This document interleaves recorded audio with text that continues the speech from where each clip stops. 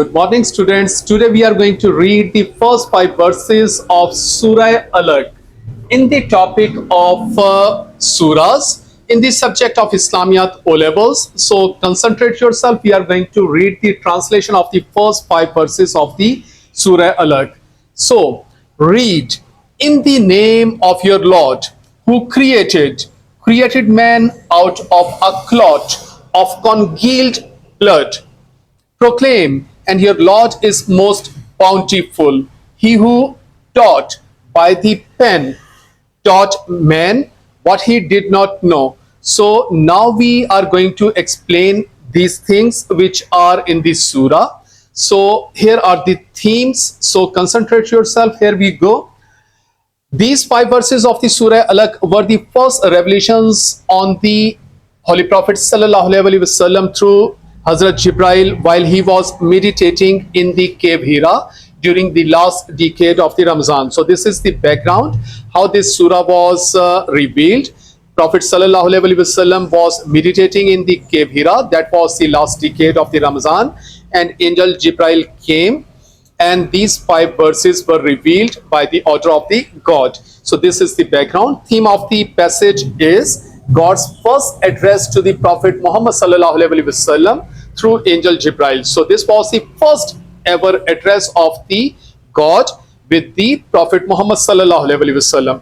Jibril commanded the Prophet Muhammad sallallahu alaihi wasallam to recount God's favors on the whole mankind.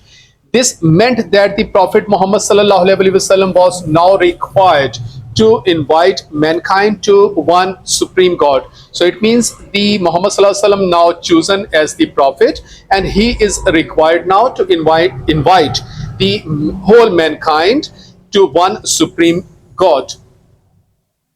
It mentions God's power to create and ensure the survival and growth of the mankind, because in the surah it is given that it is stated that the God has created man with a congealed blood.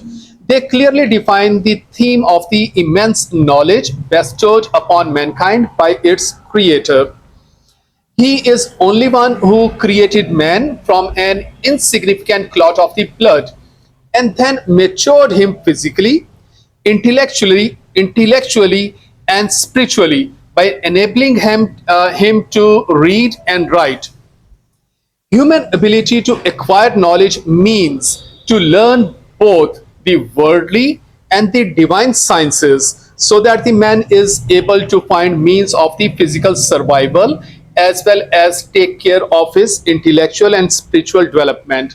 So the people who think that Islam is only a religion, so they should learn that God has insisted, God has guided man not only to obtain the worldly knowledge, but also the divine knowledge also.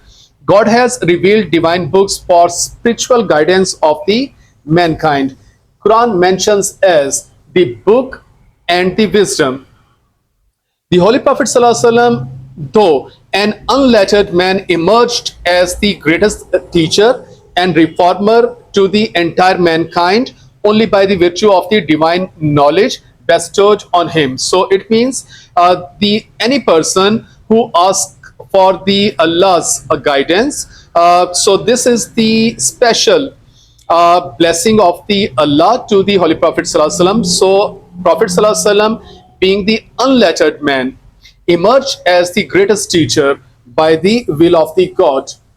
So here is a relevant saying: he grants wisdom to whom he wills. Who is given wisdom is indeed given abundant good. So it means this is the will of the God. This is the by which he grants wisdom to whom he wills. And who is given wisdom? So this is the greatest abundant. He is the creator who taught by men, by pen. Whatever the knowledge the man obtained was given to him as a gift from Allah. So we should admit his greatness as the only Lord and obey his order in every matter of the life, so that we may succeed in both the world, in this world and the hereafter also. This is the thing that we should follow, that we should ask for his guidance to keep us on the right path, so that we may be succeed. It is our duty now to spread this knowledge to others which we have obtained by the will of the God. And here is a relevant saying, and he taught Adam the names of all things. Thus, man is totally dependent on his creator Lord in all spheres of the life and activity. And here are the themes in a distinctive way. God's bounties on man are not only countless but also matchless. So the blessings you see around us are not only matchless but also countless. So they are like growing again and again. He created man from a low origin, from a quintessence of the clay. The surah mentions the knowledge by pen and human creation together. So it conveys the inseparable link between them, between the knowledge and the creation of the man is inseparable. So, and show their importance and significance. The surah implies that believers should commence every work in the name of the Allah subhanahu wa ta'ala. We should glorify his blessings. The surah further negates the concept of the human development and progress without the help of his knowledge. So, knowledge is must for the development in worldly knowledge and also in the divine sciences also. Allah subhanahu wa ta'ala has bestowed wisdom, knowledge upon mankind and made it the best creation. So this is the knowledge which has made us the best creation, because we can think, we can understand the things. Furthermore, it denies the concept that Islam Quran deals with religion only. It guides human beings towards the understanding of the modern development of the natural sciences, but also stresses us to learn the divine sciences also parallel to the modern development. God designed human body in such a marvelous way that the man alone out of all creations can think, analyze and write with the help of the pen. That is the knowledge that God has bestowed upon the man. The Quran highlights the importance of the pen by saying, we indeed crested man in the best of the molds by the pen and by the record which men write. So this is the importance of the knowledge, that man can not only think, we can analyze and we can write. So out of all the creations, the man is the best one. The passage is comparable to 2:21 to 22, where God mentions his arrangements for the physical sustenance of the mankind by way of the divinely designed working of the heavens and the earth.